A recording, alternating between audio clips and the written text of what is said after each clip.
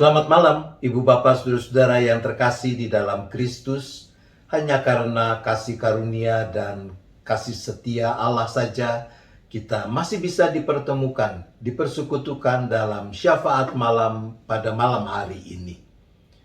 Bangkai kok disembunyikan?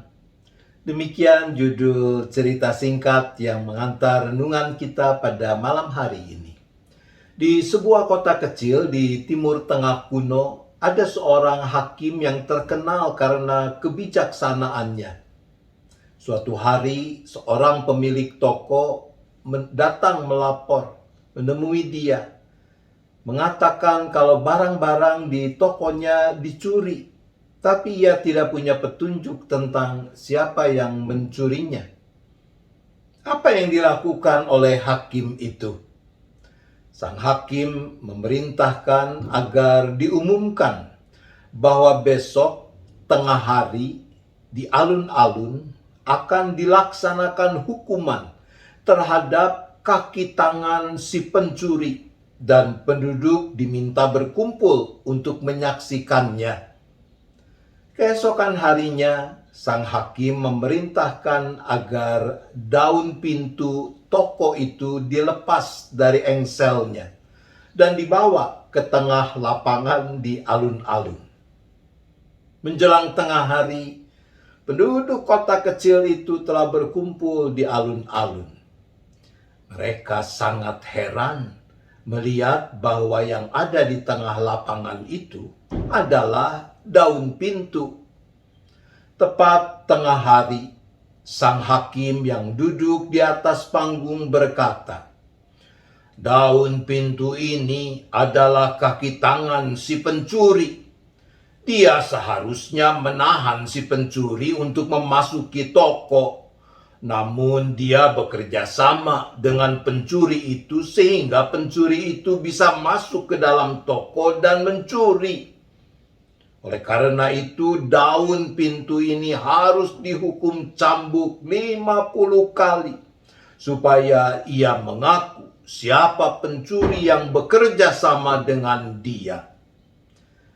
Maka algojo pun mulai mencambuki daun pintu itu. 1, 2, 3, dan yang seterusnya. Orang-orang tertawa mendengar ucapan sang hakim dan melihat bagaimana daun pintu itu dicambuki. Setelah selesai 50 kali cambukan, sang hakim mendekati daun pintu itu dan bertanya, "Hai daun pintu, sekarang katakan, siapa pencuri yang dengannya engkau bekerja sama? Kalau kau tidak mau mengatakannya, maka kau akan dicambuk lagi 100 kali. Lalu sang hakim menempelkan telinganya pada daun pintu itu, seakan ingin mendengarkan dengan sebaik mungkin pengakuan daun pintu itu. Setelah beberapa saat, ia berdiri. Sambil melihat orang-orang yang ada di situ, sang hakim mengumumkan, "Daun pintu ini sudah mengaku bahwa pencurinya adalah orang yang di puncak serban penutup kepalanya ada sarang laba-laba yang terbawa ketika melewati ambang pintu." Spontan, ada seorang lelaki yang mengangkat tangan meraba puncak serbannya.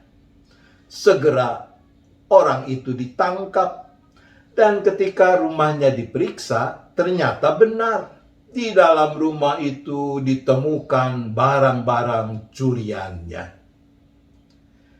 Ibu bapak saudara-saudara yang terkasih, ada pepatah kuno dalam bahasa Indonesia yang berbunyi, "Sepandai-pandainya menyimpan bangkai, suatu saat baunya akan tercium juga." Pepatah ini mau mengatakan, sepandai-pandainya orang menyembunyikan kejahatan yang dilakukannya, suatu saat pasti akan terungkap juga. Yesus di dalam Injil Lukas pasal 12 ayat 2 berkata, "Tidak ada sesuatu pun yang tertutup yang tidak akan dibuka, dan tidak ada sesuatu pun yang tersembunyi yang tidak akan diketahui." Amsal pasal 28 ayat 13 mengatakan, "Siapa menyembunyikan pelanggarannya tidak akan beruntung, tetapi siapa mengakuinya dan meninggalkannya akan disayangi." Bukankah itu yang semestinya menjadi pilihan umat Tuhan?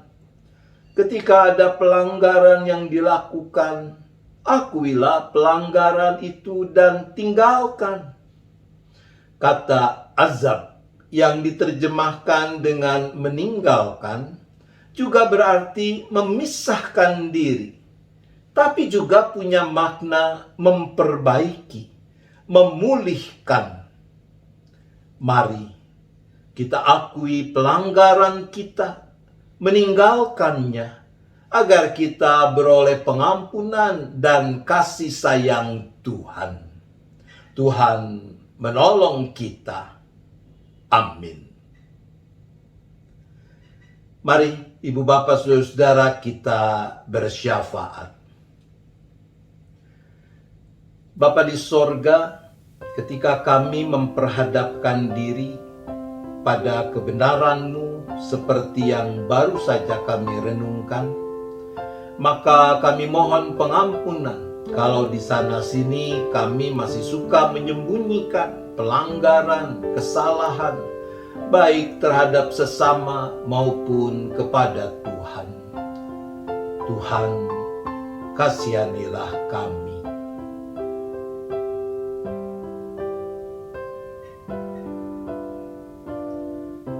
Berikanlah kami hikmat, kemauan, dan keberanian untuk mengakui dengan tulus pelanggaran, kesalahan kami dan berbalik kepada Tuhan.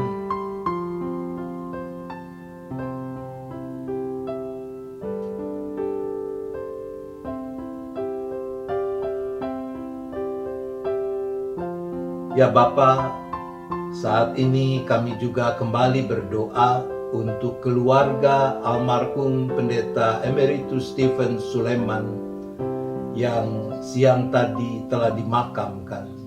Kami berdoa untuk Ibu Dini, untuk anak-anak terkasih Gita dan Reina, dan juga tentu keluarga besar Sulaiman Kusnadi. Kami mohon Tuhan yang memampukan mereka untuk tetap memaknai peristiwa ini dalam terang iman.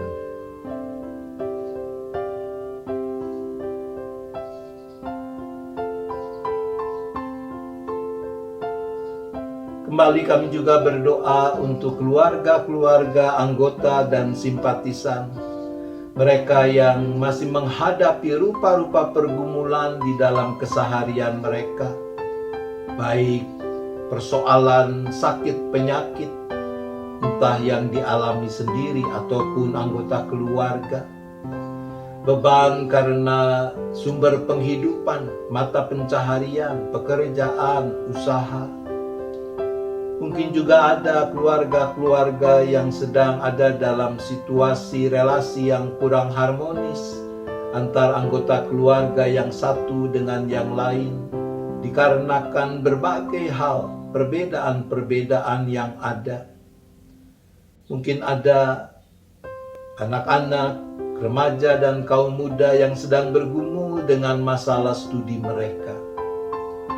Ya Bapa, apapun persoalan yang dihadapi, mampukan kami untuk terus mengandalkan Tuhan.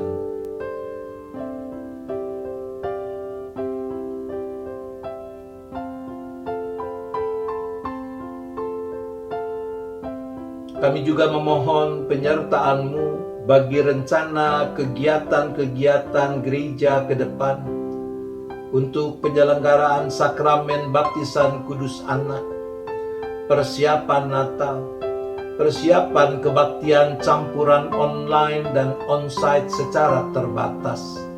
Engkau yang memampukan majelis jemaat dan aktivis mempersiapkan semuanya dengan baik.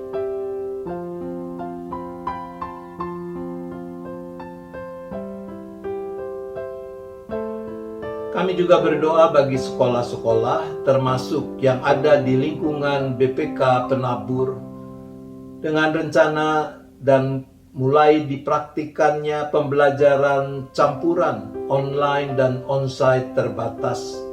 Engkau yang melindungi setiap orang, para siswa, orang tua, para guru, karyawan di dalam proses-proses ini.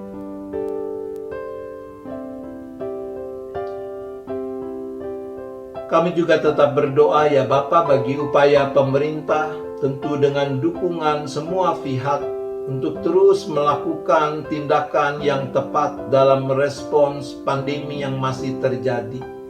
Khususnya juga untuk realisasi rencana vaksinasi bagi anak-anak berusia di bawah 12 tahun.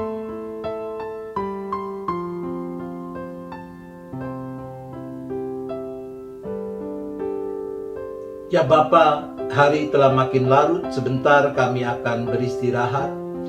Kiranya tangan kasih Tuhan yang penuh kuat kuasa, yang terus menopang dan menaungi kami, sehingga kami boleh beristirahat dengan cukup sepanjang malam ini. Kami boleh tidur dengan nyenyak, dan besok bangun dengan semangat baru, dengan pengharapan yang terbarui, untuk terus memuliakan nama Tuhan. Terima kasih ya Bapa, kami berdoa hanya di dalam nama Tuhan Yesus Kristus. Amin. Selamat malam, selamat beristirahat Ibu Bapak, Saudara-saudara. Tuhan tetap menyertai kita.